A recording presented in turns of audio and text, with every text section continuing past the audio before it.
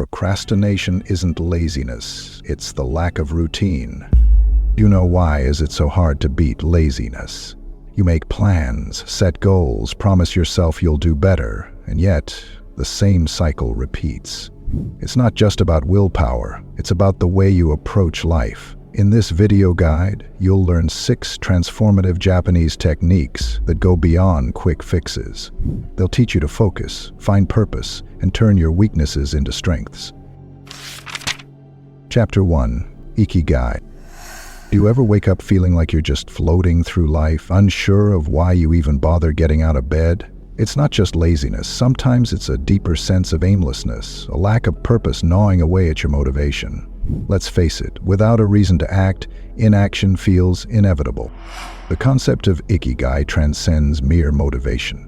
It is the profound intersection of your deepest passions, talents, societal needs, and potential for meaningful contribution. Unlike fleeting desires, Ikigai represents a philosophical alignment of inner potential with external purpose. Purpose is not discovered, it is excavated from the depths of your authentic self. Psychological research suggests that individuals with a clear sense of purpose experience greater resilience, mental fortitude, and life satisfaction. A longitudinal study by Koizumi, 2022, demonstrated that people who actively seek and nurture their Ikigai exhibit lower stress levels and enhanced psychological well-being.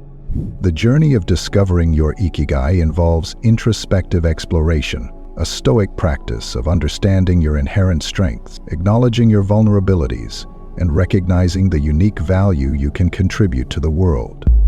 It's not about grand, heroic gestures. Your purpose is the silent dialogue between your capabilities and the world's unmet needs. Consider Ikigai as a personal philosophical compass. It's not about finding a perfect path, but creating a path that resonates with your inner truth. This requires brutal self-honesty, a willingness to confront uncomfortable reflections, and the courage to pursue what genuinely ignites your spirit. The Stoic perspective suggests that purpose is not an external reward, but an internal state of alignment. It's about finding meaning in the process, not just the outcome. Your Ikigai emerges when you synchronize your skills, passions, and the universe's subtle invitations. Practical implementation involves rigorous self-examination. What activities make time dissolve? Where do your natural talents intersect with genuine societal needs? What brings you a sense of quiet satisfaction beyond external validation? Ikigai is not a destination, but a continuous, mindful journey of self-discovery and contribution. Neurologically, having a sense of purpose activates reward circuits in the brain, releasing neurotransmitters like dopamine that enhance motivation and emotional resilience. It's a biological mechanism reinforcing the philosophical pursuit of meaningful existence. Remember, your Ikigai is not a static concept, but a dynamic, evolving relationship between your inner landscape and the external world. It demands continuous reflection, adaptability, and the wisdom to distinguish between societal expectations and your authentic calling. Chapter 2. Kaizen. Do you feel overwhelmed by the mountain of change you wish to climb? Kaizen emerges as a philosophical approach to personal evolution, rejecting the myth of overnight transformation. This Japanese concept reveals a profound truth. Sustainable change happens through microscopic, consistent improvements. The psychological principle underlying Kaizen aligns with neuroplasticity research. Our brain rewires itself through repeated, intentional actions. Each minuscule improvement creates neural pathways, gradually building momentum towards significant personal transformation. Stoic philosophy resonates deeply with Kaizen's essence. It's not about dramatic gestures, but disciplined, incremental progress. Your potential unfolds not through Herculean efforts, but through consistent, deliberate micro-accessions. Transformation is not a destination, but a continuous dialogue with your potential. Practical implementation involves strategic dissection of complex goals. Break overwhelming objectives into manageable, bite-sized tasks. Each small victory becomes a building block of character, a testament to your commitment. Neuroscientific evidence supports this approach. Dopamine releases during small achievements create positive reinforcement, motivating further progress. Your brain learns to associate incremental effort with reward, making change more sustainable. Embrace the power of 1% daily improvement. Compound interest works not just in finance, but in personal growth. The philosophical stance here transcends mere productivity. Kaizen becomes a meditation on patience, resilience, and the profound understanding that meaningful change is a gradual, intentional process. Chapter 3. The Pomodoro Technique. Are you constantly battling the tyranny of scattered attention?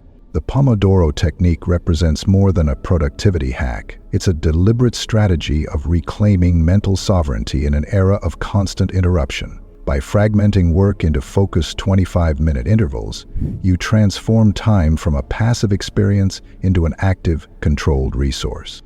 Concentration is not about working longer, but working with intentional intensity. Cognitive research validates this approach. Focused work sessions trigger heightened neurological engagement, reducing cognitive fatigue and increasing mental efficiency. The structured breaks prevent mental exhaustion, allowing sustained peak performance. Stoic philosophy sees this technique as a metaphor for life's broader discipline. Each 25-minute segment becomes a microcosm of purposeful existence, a commitment to present-moment engagement, rejecting the illusion of multitasking. Time is your most irreplaceable currency. Spend it with strategic precision. The method's simplicity belies its profound psychological mechanism. By creating clear boundaries between work and rest, you train your brain to enter deep focus states more readily. The timer becomes a ritual of commitment, a boundary that separates productive intention from distracted wandering. Neuroscientifically, this approach leverages our brain's natural attention cycles. Short, intense work periods align with our cognitive rhythms, preventing mental burnout while maintaining high-quality output. Discipline is not restriction, it's the art of channeling your energy with surgical precision. Implementation requires minimal equipment, but maximal mental commitment. A simple timer, unwavering intention, and the courage to single hawk in a world of constant disruption. The Pomodoro Technique transcends productivity. It's a philosophical statement about reclaiming control in a world designed to fragment your attention. Chapter 4. Harahachibu. It's a philosophical approach to consumption, teaching restraint as a pathway to vitality. It says eating until 80% full represents a profound understanding of bodily intelligence and self-regulation. Metabolic research supports this approach. Controlled caloric intake correlates with improved cellular repair mechanisms, reduced inflammation, and enhanced longevity. Stoic philosophy sees eating as a conscious act of self-preservation, not mindless indulgence. Each meal becomes an opportunity for discipline, a moment of deliberate choice over instinctual impulse. The practice extends beyond physical nutrition. It becomes a metaphorical lens for life, understanding that true satisfaction emerges not from excess, but from purposeful sufficiency. Urologically, this approach recalibrates hunger signals. By consistently practicing moderate consumption, you rewire neural pathways associated with satiety, developing a more nuanced relationship with physical needs. Your body is not a consumption machine. It's a sophisticated ecosystem requiring intelligent management. Implementation requires mindful awareness, eating slowly, paying attention to bodily signals, and recognizing the difference between genuine hunger and emotional consumption. Harahachibu is ultimately a practice of self-respect, a commitment to honoring your body's intricate wisdom. Chapter 5. Shoshin.